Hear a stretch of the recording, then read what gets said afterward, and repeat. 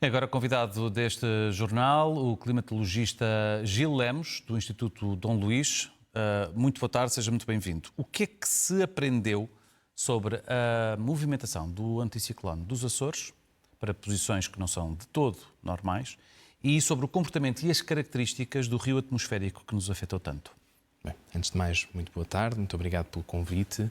Nós assistimos ao longo das últimas semanas a uma situação excepcional do ponto de vista climático, em que tivemos não só uma deslocação do anticiclone dos Açores muito mais para sul da sua posição normal, mas também de um bloqueio anticiclónico na zona da Groenlândia e da Escandinávia, o que permitiu criar aqui um corredor para o transporte consecutivo destas tempestades até às nossas latitudes.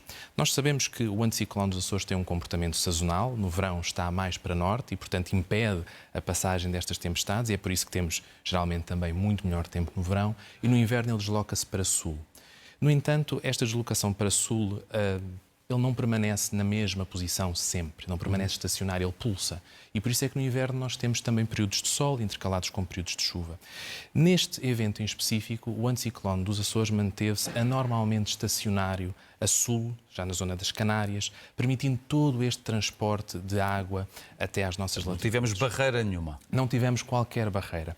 Este é um comportamento que não é comum, mas que está de acordo com o que pode acontecer no sentido da variabilidade climática. Quando nós observamos registros históricos que temos em Portugal, já desde há 150 anos atrás ou mais em alguns casos, nós sabemos que já tivemos períodos de precipitação superior. Tínhamos o ano de 2001 como referência para o norte do país. No sul, o valor de 2001 já foi superado, portanto agora o ano é 1996 e, portanto, nós sabemos que existe um comportamento associado à variabilidade climática do anticiclone.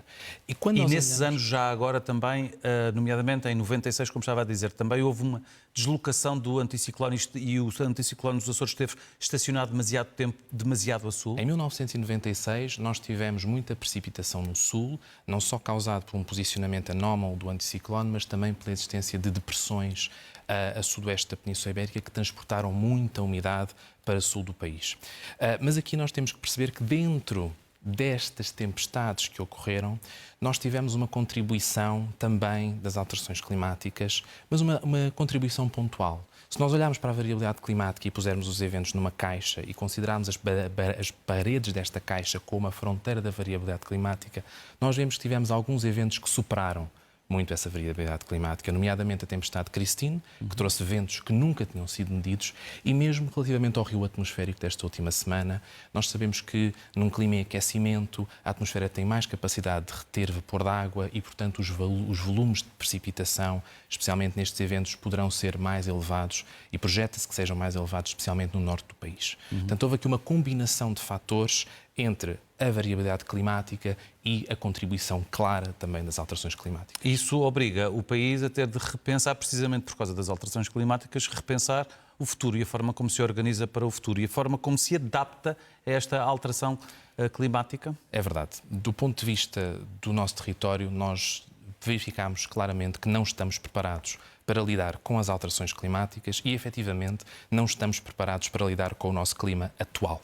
Isto é uma surpresa ou já era expectável que isto pudesse acontecer um dia? Já era expectável porque nós temos estudado as alterações climáticas ao longo de muito tempo, nós temos um conhecimento daquilo que se projeta que irá acontecer ao nível do aumento da magnitude e localmente da intensidade e da frequência dos eventos extremos e, portanto, nós sabemos que este é um cenário que se poderia dar e que vai continuar a acontecer no futuro.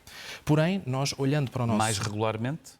Em alguns casos, sim. E com mais intensidade? E com mais intensidade. A nível do vento, nós vemos que, por exemplo, eventos com um período de retorno muito longo, na ordem dos 50, dos 100 anos, se projeta que este período de retorno diminua para a mesma velocidade. O que é o período de retorno? Neste caso, um período de retorno, nós dizemos que quando temos um vento de uma determinada magnitude, que só acontece uma vez a cada 30 anos, chamamos a isso um período de retorno.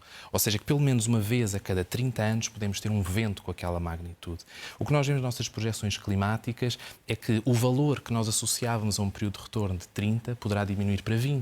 Um período de 50 poderá diminuir para 40. Assim como outros eventos extremos que também... Ou seja, o que está a dizer é que estes eventos extremos, como por exemplo a tempestade Christine, com estes ventos com esta intensidade, à partida só deverão regressar daqui a 20 anos?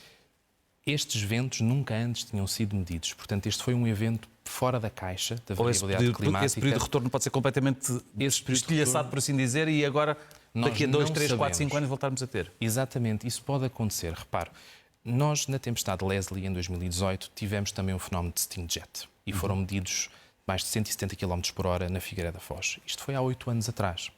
Nada nos garante que daqui a 5, 8 anos, 10, ou que mesmo este ano não voltemos a ter um fenómeno deste género. Portanto, nós temos que estar preparados, do ponto de vista do nosso território, para uma adaptação às alterações climáticas e mesmo para uma adaptação climática. Porque nós, atualmente, já estamos a enfrentar situações que realmente nos causam grandes danos. E as alterações que o Governo tem vindo a decidir e a anunciar, nomeadamente com a facilidade para reconstrução, com muita rapidez, porque o objetivo é que seja tudo reconstruído muito rapidamente, é a melhor estratégia? A mim parece-me que há aqui 2 mundos que nós temos que explorar à parte. Há o mundo da recuperação e, portanto, aí deve ser dada prioridade, de facto, à recuperação dos danos, à recuperação das infraestruturas, ao auxílio às pessoas que, de facto, foram afetadas. Mas temos que pensar que a adaptação não se fica agora por este rescaldo deste evento. A adaptação deve estar presente no discurso político, nas várias esferas de governação, e não é por agora regressar o sol e o bom tempo que vamos deixar de falar sobre isto. A adaptação é importante estar integrada e ser um percurso contínuo de médio e longo prazo. E nós temos os instrumentos para isso. Nós temos o Roteiro Nacional para a Adaptação, que é um instrumento extremamente criterioso, com um volume de dados científicos como nunca antes tinha sido feito em Portugal, que define estratégias para atacar as vulnerabilidades do nosso território às alterações climáticas. Define, por exemplo, estratégias para lidar com situações de cheia e como é que nós podemos adaptar-nos para prevenir este tipo de ocorrências e para prevenir a perda de bens, a perda de infraestruturas e, acima de tudo, a perda de vidas humanas.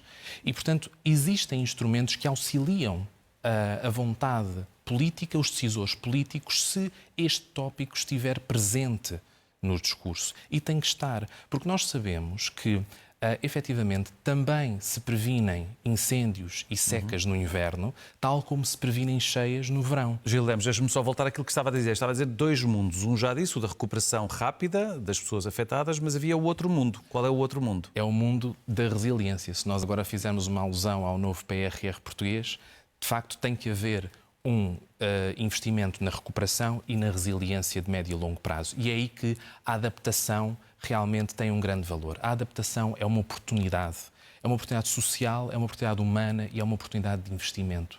E é isto que me parece que ainda não é bem visto ao nível das várias esferas políticas. É uma oportunidade económica para o país. Portanto, está aprovado cientificamente que cada euro investido em adaptação permite poupar entre 4 e 10 euros. E poupar porquê? Porque vamos ter menos danos no futuro e, portanto, vai ser necessário utilizar menos dinheiro para recuperar esses danos. E se nós percebermos rapidamente que a adaptação é uma oportunidade económica, parece-me que o esforço está a ir no sentido certo. E aqui nós temos que perceber como é que nós podemos utilizar a adaptação para reordenar o território.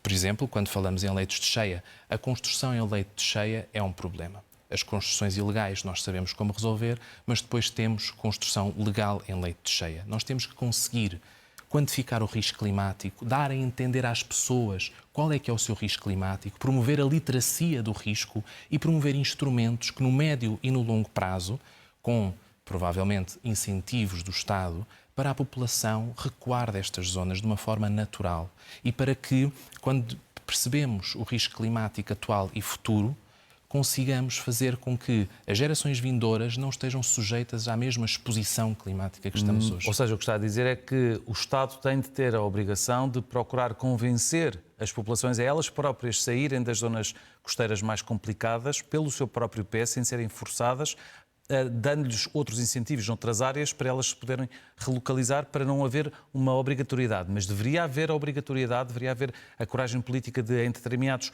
espaços, nomeadamente da orla costeira ou em zonas de leitos de cheia, haver uma determinação estatal. Isto acabou? Do ponto de vista das novas construções, sim. E nós sabemos que ainda existem construções a serem feitas em leito de cheia e em zonas de risco costeiro. Relativamente às antigas e às pessoas que lá habitam, a verdade é que muitas destas construções são antiquíssimas. Não havia qualquer conhecimento sobre os impactos que iriam sentir nesta altura. Portanto, parece-me injusto que nós agora simplesmente expulsemos as pessoas desses locais. Mas, com literacia de risco, com um conhecimento dessas populações, será mais fácil implementar medidas com incentivos para que essas pessoas, de vontade própria, recuem para zonas de menor risco climático. Isso é um trabalho muito complicado, porque inclusivamente tem havido pessoas que têm recusado sair de zonas que estão isoladas e que depois, de repente, têm de lá ir um helicóptero da Força Aérea para as resgatar quando elas tinham dito que não queriam sair. Claro. Mas aí temos a questão do livre-arbítrio e, portanto, aí é um pouco difícil entrarmos nessas questões. A mim parece-me que é importante proteger as pessoas, atualmente, proteger as suas habitações, por exemplo, agora com o reforço dos diques no Mondego, mas também dar o conhecimento necessário às pessoas para que elas possam, por si, numa primeira análise, e por isso é que a adaptação é, de facto, um processo longo e contínuo, por si, tomarem a decisão de abandonar estas zonas. E, muito importante, é preciso ter a noção de quais são as zonas de risco climático de cheia futuro. Ou seja, nós conhecemos os leitos de cheia atual e nós podemos integrar nos planos de ordenamento do território a limitação de construção em leitos de cheia, mas temos que conseguir perceber quais serão os leitos de cheia projetados para o futuro. Já há ideia de alguns leitos de cheia desse género projetados? Por exemplo, em estuários, são sistemas altamente dinâmicos e complexos e sofrem influência fluvial e influência oceânica. Nós aqui temos um efeito composto de cheias devido à precipitação, mas também devido a marés, à conjugação com sobrelevações meteorológicas e, muito importante, com a subida de nível médio do mar. Nestas zonas de estuário é possível criar mapas que existem, especificamente no Roteiro Nacional para a Adaptação, por exemplo, este instrumento muito valioso, que permitem perceber onde estarão as zonas de risco no futuro.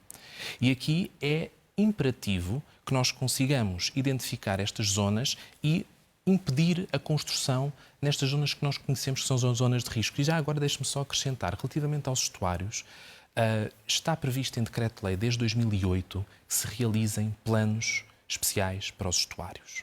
Instrumentos de ordenamento do território que visam, de uma forma consistente à escala nacional, perceber qual pode ser a utilização dos estuários, quais podem ser realmente as medidas para limitar o risco climático nestes estuários e como proibir a construção em zonas de leito de cheia atual e, neste caso, também futuro. Ainda não existem, 18 anos depois, programas especiais de estuários. E, portanto, aqui parece-me que, se queremos prosseguir neste sentido, devemos, de facto, apostar na criação deste tipo de instrumentos que permitem depois viabilizar as medidas de adaptação. Tal como vários especialistas já disseram neste estúdio, muito conhecimento existe acumulado neste país, mas depois não é implementado. Gil Lemos, muito obrigado por ter vindo. Muito obrigado. Notícias. Muito boa tarde. Boa tarde. Quase 37 mil pessoas votaram